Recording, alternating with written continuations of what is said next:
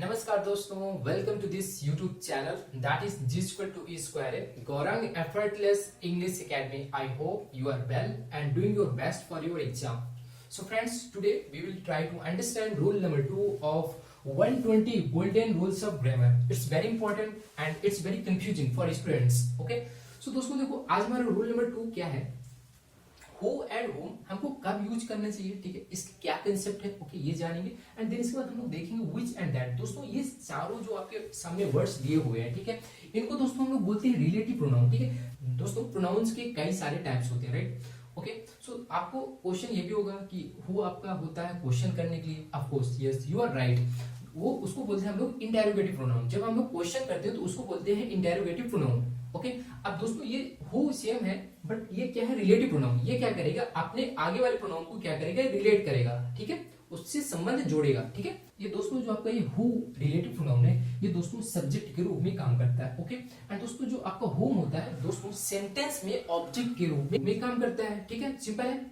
Okay, what it this is, तो मैंने structure लिखा आपके सामने। सब्जेक्टिव, ये हु कैसे बनेगा, आपका सेंटेंस में सब्जेक्टिव के रूप में आता है। देन इसके बाद हम लोग क्या सेंटेंस का स्ट्रक्चर लिखते हैं, वर्ब आता है। देन इसके बाद हम लोग लिखते हैं ऑब्जेक्ट। ठीक है, तो दोस्तों मैंने देखो सब्जेक्ट के रूप में सब्जेक्ट की जगह मैंने हु लिखा, राइट, एंड वर्ब की जगह मैंने कोई भी वर्ब लिखा। ठीक है, इनवाइटेड लिखा, कॉल्ड लिखा, मी लिखा, जो आपको मानो वो लिख लो। ठीक है, देन ऑब्जेक्टिव में हमने क्या लिखा, होम वर्ड लिखा। ठीक है, रिलेटिव प्रोनाउन। ठीक है, जैसे फॉर एग्जांपल मैंने एग्जांपल लिया, दे इनवाइटेड मी।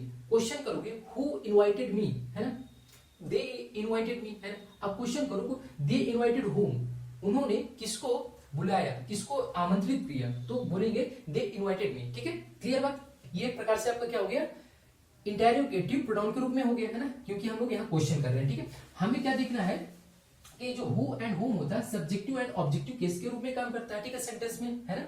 दोस्तों जो सेंटेंस का आपका सब्जेक्ट होता है या तो नाउन होता है या प्रोनाउन होता है। सो दैट्स व्हाई दोस्तों ये आपका जो रिलेटिव प्रोनाउन किसके रूप में काम करेगा, सब्जेक्ट के रूप में काम करेगा, है ना, राइट। सो दोस्तों देखो, आइए देखते हैं हु आपका जो ये रिलेटिव प्रोनाउन है, इसको हम लोग रिप्लेस कर सकते हैं ये प्रोनाउन के साथ, है ना।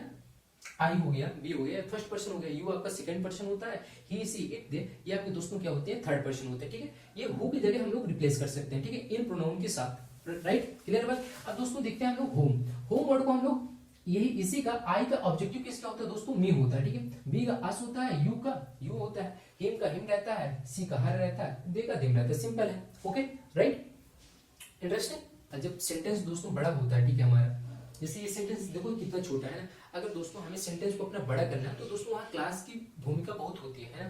तो अब आपका क्वेश्चन होगा कि आप ये बताइए कि क्लास क्या होता है, तो मैं बोलूंगा कि क्लास देखो सेंटेंस का ही पार्ट होता है। ठीक है, क्लास को हिंदी में बोलते हैं उपवाक। ठीक है, सेंटेंस को क्या बोलते हैं, वाक्य बोलते हैं। इसका मतलब ये है कि क्लास आपका सेंटेंस का ही पार्ट होता है। ठीक है, राइट, उपवाक। जैसे हम लोग देखते हैं प्रधानमंत्री, उप प्रधानमंत्री, मुख्यमंत्री, उप मुख्यमंत्री। ठीक है, करेक्ट। जिस तरीके से आपके मुख्यमंत्री एंड उप मुख्यमंत्री के पावर लगभग मोटे मोटे सेम रहते हैं, तो उसी तरीके से इसके भी कुछ पावर सेम रहेंगे। देखो सेंटेंस में क्या होता है, खुद का सब्जेक्ट होता है एंड खुद की वर्ब होती है। ठीक है, राइट। सो दोस्तों उसी तरीके से क्लास का भी खुद का सब्जेक्ट होता है, खुद का क्या होता है, वर्ब होता है। ठीक है, आइए देखते हैं हम लोग यहाँ एग्जांपल के साथ समझते हैं। देखो यहाँ आपको फिल करना है, ठीक है, the boy dot dot won the prize is my friend. ठीक है, तो दोस्तों देखो हमने क्या देखा था कि ये रिलेटिव प्रोनाउन है, ये रिलेटिव क्लास के रूप में काम करेगा। ठीक है, अब यहाँ देखो हम लोग क्या भरेंगे, हु भरेंगे, होम भरेंगे। तो दोस्तों इसका आंसर है हु। अब आप बोलोगे हु क्यों, होम क्यों नहीं। ठीक है, तो आइए देख लेते हैं। ठीक है, देखो ये वन क्या आपका ये वर्ब है। ठीक है, तो दोस्तों वर्ब में पहले हमेशा क्या आता है, सब्जेक्ट ही आएगा। तो दैट्स व्हाई हम लोग क्या यूज करेंगे, यहाँ हु यूज करेंगे, होम नहीं यूज करेंगे। ठीक है, ये आपका ये रिलेटिव प्रोनाउन हो गया, राइट, ये वन आपका वर्ब हो गया। ठीक है, द प्राइज इसका दोस्तों इस वर्ब का क्या हो गया, ये ऑब्जेक्ट हो गया। ठीक है, सिंपल है। तो दोस्तों ये जो हु से लेकर हु वन द प्राइज, इसको दोस्तों बोलते हैं रिलेटिव क्लास। ठीक है, क्या इसको बोलेंगे दोस्तों, ये रिलेटिव क्लास है। उम्मीद करता हूँ कि समझ में आ गया। ठीक है, अब दोस्तों ये पूरा मेन सेंटेंस है। देखो ये आपका द बॉय है, जो रिलेटिव प्रोनाउन है दोस्तों, ये जो रिलेटिव प्रोनाउन होता है अपने जो आगे नाउन प्रोनाउन होता है उसको रिलेट करता है। तो दोस्तों इसको हम लोग क्या बोलते हैं, एंटीसीडेंट बोलते हैं। क्या बोलते हैं इसको, द बॉय को एंटीसीडेंट बोलेंगे, इसको क्या बोलेंगे, हु को रिलेटिव प्रोनाउन बोलते हैं। ठीक है, ये इसको क्या करेगा, आगे रिलेट करेगा। ठीक है, क्लियर बात। देखो इस ये मेन सब्जेक्ट है सेंटेंस का, ठीक है। अब दोस्तों ये जो इज है ये है इसका वर्ब, इस द बॉय का ये वर्ब है, ठीक है। अब माय फ्रेंड इसका दोस्तों क्या है, सब्जेक्ट कॉम्प्लीमेंट है। यहाँ क्या नहीं है, ऑब्जेक्ट नहीं है, ठीक है। क्यों नहीं है, क्योंकि यहाँ कोई एक्शन नहीं हो रहा है, यहाँ सिर्फ क्या बताया जा रहा है, स्टेट बताया जा रहा है, ठीक है। तो देखो हर टाइम ऑब्जेक्ट नहीं लेता, जब हमारा वर्ब एक्शन वर्ब रहेगा तब वो ऑब्जेक्ट लेता है, जब दोस्तों हमारा वर्ब नॉन एक्शन रहता है तब वो दोस्तों क्या लेता है, सब्जेक्ट कॉम्प्लीमेंट लेता है। जिस तरीके से देखो ये वन है, ये जितना यानी कि एक्शन वर्ब है, इसलिए देखो इसमें क्या लिया, ऑब्जेक्ट लिया। क्लियर बात, I hope you got the point, right. इतनी बात क्लियर हो गई होगी, ठीक है। अब देखते हैं दोस्तों होम का फंडा समझते हैं, ठीक है। देखो ये द गर्ल डॉट डॉट, ठीक है, यहाँ एग्जाम में फिल करने के लिए आएगा, I met is my cousin, ठीक है। ये पूरा सेंटेंस है, ठीक है। तो दोस्तों होम भी क्या है, रिलेटिव प्रोनाउन होता है, ठीक है। ये भी क्या करेगा, एक क्लास के रूप में काम करता है, ठीक है। सिंपल है। देखो ये सब्जेक्ट हो गया आई, ये मेट आपका क्या हो गया, वर्ब। तो दोस्तों मेट कैसी वर्ब है, ये ट्रांजिटिव वर्ब। तो ट्रांजिटिव वर्ब को दोस्तों क्या चाहिए, अपना ऑब्जेक्ट चाहिए, जिसको हम लोग बोलते हैं सकर्मक क्रिया। सकर्मक क्रिया को क्या चाहिए, अपना कर्म चाहिए, राइट। समझ में आ गया। तो दोस्तों इसका ऑब्जेक्ट होना है कंपलसरी है, तो कहाँ है, ये तो दिख नहीं रहा, ये तो इसका ऑब्जेक्ट होगा नहीं, इस ये माई कजिन है ना। तो आप बोलोगे तो कहाँ है, तो मैं बोलूंगा कि ये होम इसका क्या है, ऑब्जेक्ट है। हमने देखा था ना कि ये होम क्या बनता है, ऑब्जेक्ट भी बनता है। तो दोस्तों ये क्या बन रहा है यहाँ, ये देखो ये मेट आपका ट्रांजिटिव वर्ब है, तो इसका ऑब्जेक्ट क्या होगा, इसका ऑब्जेक्ट ये होम होगा, है ना। सिंपल है। समझ आप कैसे पता करेंगे कि ये कौन सी वर्ब ट्रांजिटिव है एंड कौन सी वर्ब इंट्रांजिटिव है, ठीक है। दोस्तों अगर वर्ब से क्या एंड किसको का जवाब मिल जाए, ठीक है, ओके, तो मतलब वो आपका ट्रांजिटिव वर्ब है। एंड दोस्तों ट्रांजिटिव वर्ब की कंडीशन क्या है कि वो अपने बाद मस्ट है कि वो ऑब्जेक्ट लेगा ही लेगा। ओके, क्लियर बात, समझ में आ गया, राइट। तो देखते हैं ये रिलेटिव प्रोनाउन, ठीक है, ये होम हो गया। दोस्तों ये देखो ये इसका आई मेट है, ठीक है, ये होम है। तो दोस्तों आई मेट होम, ठीक है, ये आगे आ गया, ठीक है, इससे रिलेट कर रहा है द गर्ल से। होम आई मेट ये आपका रिलेटिव क्लास है। ये सेंटेंस ये पूरा ये कंप्लीट सेंटेंस है, ठीक है। ये इसका क्या है, एंटीसीडेंट है, ठीक है, ठीक है। रिलेटिव प्रोनाउन के पहले जो आपका सब्जेक्ट इट मींस कि नाउन या प्रोनाउन आता है तो आपका क्या रहता है, वो रिलेटिव प्रोनाउन रहता है, ठीक है। वो एंटीसीडेंट के रूप में काम करेगा, ठीक है। अब देखते हैं ये जो सेंटेंस का ये आपका ये पूरा सेंटेंस है, इस सेंटेंस का मेन सब्जेक्ट कौन है, ये इसका ये है, ठीक है। सिंपल है। अब इसकी वर्ब क्या है, इज है, ठीक है, ये वर्ब होगी। और इसका दोस्तों ये सब्जेक्ट कॉम्प्लीमेंट है, ठीक है। इसका सब्जेक्ट आई है, इसकी वर्ब ये है, इसका ऑब्जेक्ट ये है, ठीक है। उम्मीद करता हूँ कि हो एंड होम के बारे में क्लियर कट अंडरस्टैंडिंग हो गई होगी, ठीक है। अब हम लोग देखते हैं अपना विच एंड दैट हमको कब यूज करना चाहिए, ठीक है। ये भी क्या दोनों रिलेटिव प्रोनाउन है, ठीक है, ओके।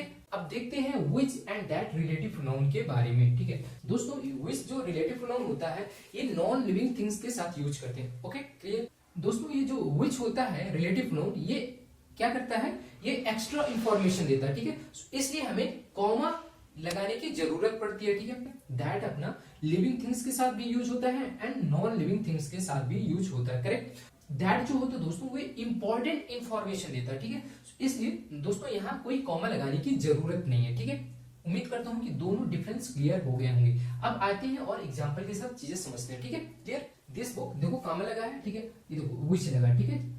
अगर ये विच लगा है, you give me is very interesting, ठीक है। सो दोस्तों ये देखो विच आपका क्या है, ये रिलेटिव प्रोनाउन है, कोई डाउट नहीं है, ठीक है। ये किसको रिलेट कर रहा है, ये अपने आगे वाले एंटीसीडेंट को क्या कर रहा है, रिलेट कर रहा है, ठीक है। इसी को हम लोग क्या बोलते हैं, एंटीसीडेंट बोलते हैं। ये दोस्तों रिलेटिव प्रोनाउन क्या होता है, ये पूरा पूरा अपना एक क्लॉज होता है। तो दोस्तों ये क्लॉज हो गया, ठीक है। ये सब्जेक्ट है, सेंटेंस का मेन सब्जेक्ट। ये दोस्तों इसका क्या है, वर्ब है। अब देखो क्लास में खुद का सब्जेक्ट होता है और खुद की वर्ब होती है। तो यू देखो आपका सब्जेक्ट हो गया, ये आपका क्या वर्ब हो गया, ये इसका ऑब्जेक्ट हो गया, ठीक है। ये इज वेरी इंटरेस्टिंग दोस्तों। ये पूरा पूरा इस वर्ब का क्या है, ये क्या है दोस्तों, ये सब्जेक्ट कॉम्प्लीमेंट है, यानी कि यहाँ कोई एक्शन नहीं है, ठीक है। ये नॉन एक्शन वर्ब है, ये दोस्तों क्या है आपका एक्शन वर्ब है। इसलिए दोस्तों एक्शन वर्ब को क्या चाहिए, आपको ऑब्जेक्ट चाहिए। एक्शन वर्ब दो कैटेगरी होती है, एक ट्रांजिटिव वर्ब होता है, एक इनट्रांजिटिव वर्ब होता है, क्लियर। सो दैट्स व्हाई ये इसका क्या है, ये ट्रांजिटिव वर्ब है, इसलिए इसका ऑब्जेक्ट मी आया, ठीक है। यहाँ कोई नॉन एक्शन वर्ब है, तो यहाँ कोई ट्रांजिटिव इंट्रांजिटिव वर्ब का कॉन्सेप्ट नहीं चलता है। सिर्फ किसमें चलता है, सिर्फ एक्शन वर्ब में ट्रांजिटिव एंड इनट्रांजिटिव वर्ब का कॉन्सेप्ट चलता है। तो अगर ट्रांजिटिव वर्ब है तो उसको ऑब्जेक्ट चाहिए, इंट्रांजिटिव वर्ब को ऑब्जेक्ट नहीं चाहिए होता, ठीक है। ये एक बात क्लियर हो गई। उम्मीद करता हूँ कि ये विच वाला क्लियर हो गया। देखो ये बुक क्या है आपका, ये नॉन लिविंग थिंग्स है, ठीक है। तो हम विच कब यूज करते हैं, नॉन लिविंग थिंग्स के साथ यूज करते हैं, ठीक है। और ये क्या कर रहा है, देखो ये एक्स्ट्रा इंफॉर्मेशन दे रहा है, इसीलिए हम लोग यहाँ क्या यूज किए हैं, कॉमा यूज किए हैं, ठीक है। अब आते हैं अपना दैट देखते हैं दोस्तों। दैट हम लिविंग थिंग्स के साथ भी यूज करते हैं एंड नॉन लिविंग थिंग्स के साथ भी यूज करते हैं, ठीक है। तो दोस्तों ये बुक क्या है आपका नॉन लिविंग है, दैट यहाँ यूज कर सकते हैं, नो डाउट, ठीक है। क्लियर बात। ये आपका रिलेटिव क्या है, प्रोनाउन है। ये इसका क्या दोस्तों, ये एंटीसीडेंट है, ठीक है। यानी कि एंटीसीडेंट क्या करता है दोस्तों, रिलेटिव प्रोनाउन के पहले आता है, ठीक है, उसको क्या करता है, ये रिलेट करता है, ठीक है।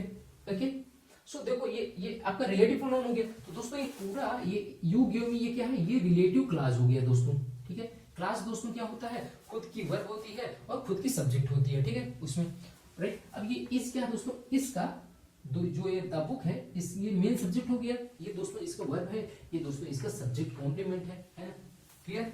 ओके, अब देखते हैं नेक्स्ट एग्जांपल देखते हैं अपना।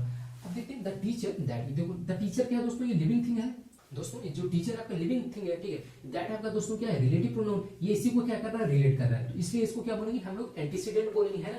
ये देखो ये इसका क्या है, टीचर इंग्लिश, ठीक है। ये दोस्तों ये पूरा पूरा क्या हो जाएगा दोस्तों, ये रिलेटिव क्लास हो जाएगा, है ना। ये इसका ये जो द टीचर है सेंटेंस का क्या है, ये मेन सब्जेक्ट है, इसका वर्ब ये है, ये दोस्तों इसका सब्जेक्ट कॉम्प्लीमेंट है ना।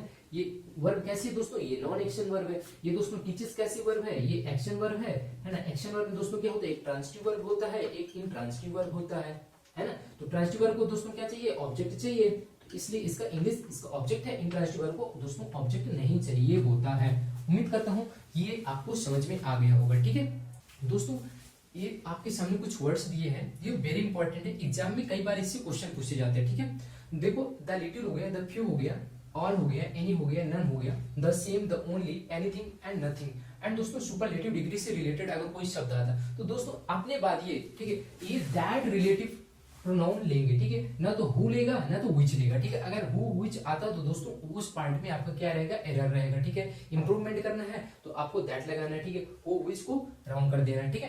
तो ये काफी इंपॉर्टेंट पार्ट है, ठीक है, इस जो रूल नंबर 2 का एग्जाम से कई बार क्वेश्चन पूछे गए, ठीक है। तो एग्जाम्पल देख लेते हैं तो और अच्छी क्लैरिटी आ जाएगी, ठीक है। तो पहले एग्जाम्पल देखते हैं, this is the same boy who met us, ठीक है, ये वही लड़का है जिससे मैं, दोस्तों देखो यहाँ इज द सेम है ना, ये देखो कहीं हमारा द सेम लिखा है ना, ये देखो यहाँ लिखा है, तो दोस्तों यहाँ हु नहीं आएगा, यहाँ क्या आएगा दोस्तों, हमेशा दैट आएगा, ठीक है। ये तो आपका एरर हो जाएगा, ये करेक्शन क्या रहेगा, यहाँ दैट लगाना पड़ेगा। अब देखते हैं next example, this he is the only student who passed, देखो हु आ गया ना, ये द ओनली लिखा वर्ड, तो यहाँ दोस्तों क्या आएगा, दैट आएगा ना। तो यहाँ क्या लगाएंगे, हु नहीं लगाएंगे, ये आपका गलत हो जाएगा, ये आपका दैट इज करेक्ट, ठीक है। दैट यूज करेंगे, क्यों यूज करेंगे, क्योंकि ऐसे कुछ वर्ड्स हैं जो ग्रामर में कुछ ग्रामेरियंस ने ऐसे शब्द बनाए जो अपने बात क्या लेंगे, रिलेटिव प्रोनाउन दैट लेते हैं, व्हिच या हु नहीं लेंगे, ठीक है। ये कांसेप्ट है, ठीक है। नेक्स्ट देखते हैं, कुछ चीजें फिक्स होती हैं दोस्तों ना, क्लियर। देखो there is nothing which I can do, कुछ भी नहीं है जो मैं कर सकता हूँ, ठीक है। देखो ये गलत हो जाएगा, ठीक है। क्यों गलत हो जाएगा, क्योंकि देखो नथिंग वर्ड है, यहाँ भी कहीं नथिंग वर्ड आया होगा हमारे, ये देखो नथिंग वर्ड है, ठीक है।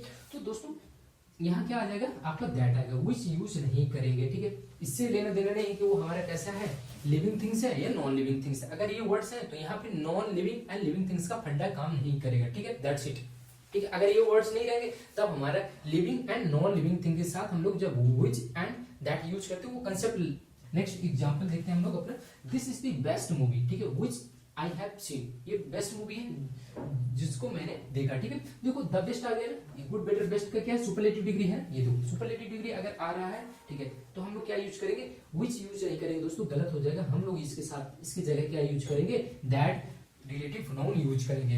उम्मीद करता हूं दोस्तों ये रूल नंबर 2 के सारे कंसेप्ट आपको क्लियर हो गए होंगे। आप इसका मल्टीपल डिवीजन करिए और प्रीवियस क्वेश्चन देखिए, तो इससे आपको पता चल जाएगा।